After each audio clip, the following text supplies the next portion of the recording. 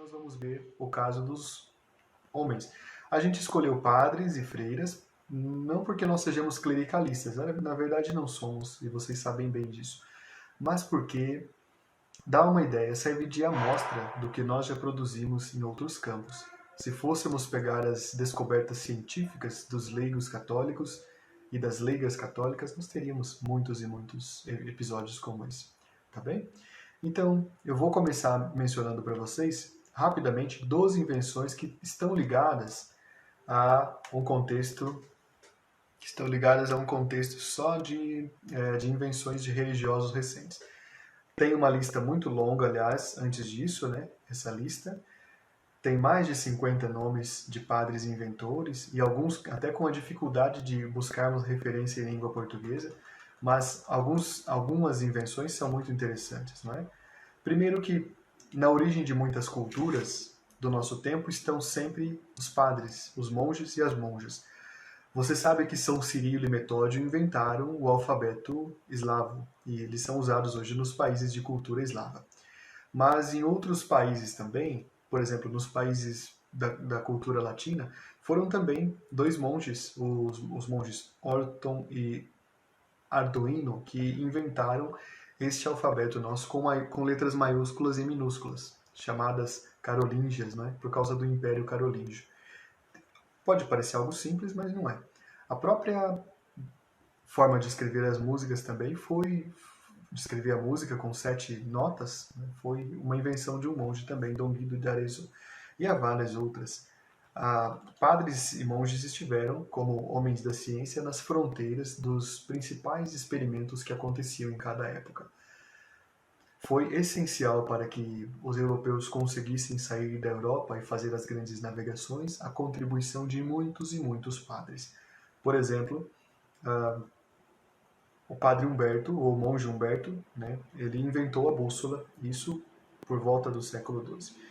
Depois, um outro monge chamado Dom Flávio, que morava em Nápoles, aperfeiçoou e tornou a bússola muito utilizável. Outro padre, Padre Tiago de Ville, utilizou a bússola para navegações e possibilitou que as pessoas soubessem exatamente a rota que tomavam. Houve muitos outros inventos nesse sentido, desde o monge Dom Alexandre Spina, que inventou os óculos, até o padre Pacífico, que inventou o relógio. São dois instrumentos que nós utilizamos muito hoje. Enfim, o relógio mesmo foi inventado pelo monge Cassiodoro, no século VI.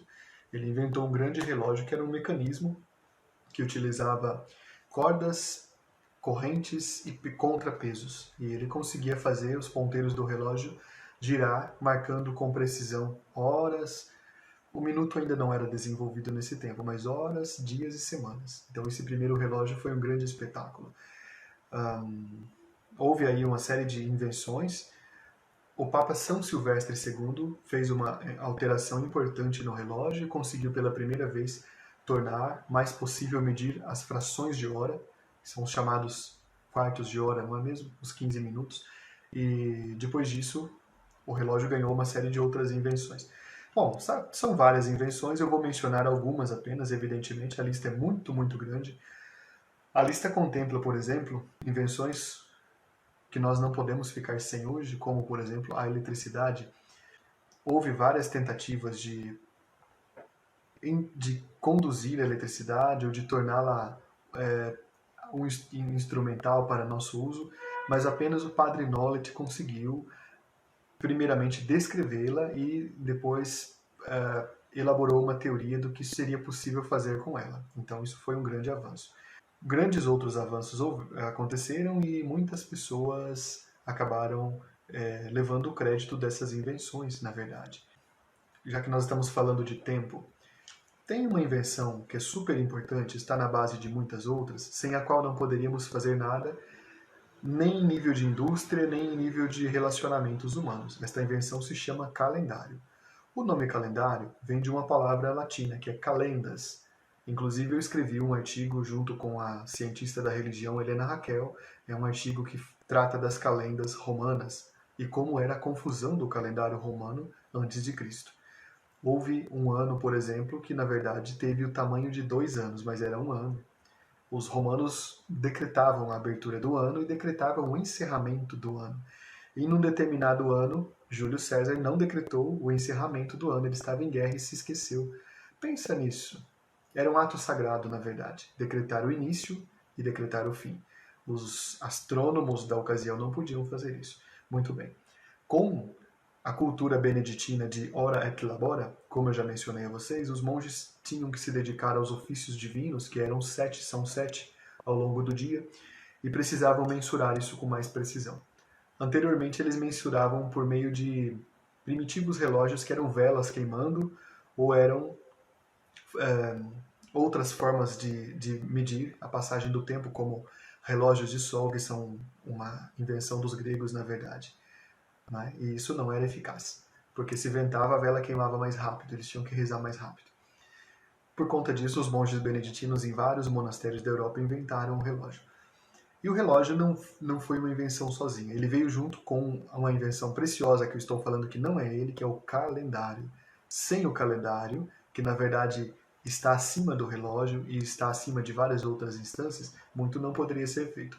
Foi um jesuíta chamado Cristóvão Clavio que no século XVII inventou o calendário como nós conhecemos, com essa distribuição por semanas e meses, com essa precisão. Ele era um astrônomo, ele conseguiu corrigir a paralaxe solar e determinar com precisão a quantidade de dias e de horas que teria, por exemplo, o ano bissexto. Você pode achar que isso não é importante, mas isso faz toda a diferença, não é mesmo? O calendário anterior era um calendário quase próximo do que nós temos, mas ele foi alterado em 1582, que é o chamado calendário gregoriano, antes era o juliano, e é o que nós usamos hoje. Vamos lá. Houve outras invenções interessantes aqui. Se você observar o início da astronomia, é possível que você pegue aí uma imagem das crateras lunares. Você vai se surpreender, porque as maiores crateras lunares têm nomes de padres. São nada menos que 40 crateras do lado visível da Lua. Por que será que elas têm nomes de padres? E são muitos nomes. Basicamente porque os astrônomos que observavam o céu e observaram com muita precisão a Lua eram padres e monges ou eram frades. Qual é a diferença, afinal de contas? Frades são os irmãos, aqueles que não são ordenados. E os monges ou os padres, embora os frades possam ser monges também, os padres são os ordenados, né? Os clérigos ordenados. Enfim, a gente falou de uma irmã que foi muito importante para o surgimento do computador, vocês se lembram disso, que é a irmã Kenneth. E agora a gente lembra de também um padre que foi muito importante para que o computador fosse como ele é hoje. Esse padre ele convenceu Thomas Watson de que os computadores não serviriam apenas para números.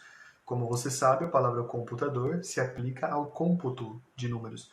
Mas este padre convenceu, então, um dos inventores dos computadores, dos primitivos computadores, de que era possível sim que esta máquina de calcular calculasse também textos e ideias. E foi uma pode parecer muito simples, mas foi um avanço, porque senão nós ainda estaríamos navegando na internet utilizando códigos numéricos, não visuais e não escritos, tá bem? Enfim, deixa eu ver, tem muitas outras contribuições inúmeras da matemática, até eu vou falar de uma contribuição curiosa. Você gosta de comida japonesa? Talvez você goste, talvez não. Existe um prato típico japonês chamado tempura. Pois é, isso não é uma lenda, você pode achar curioso isso.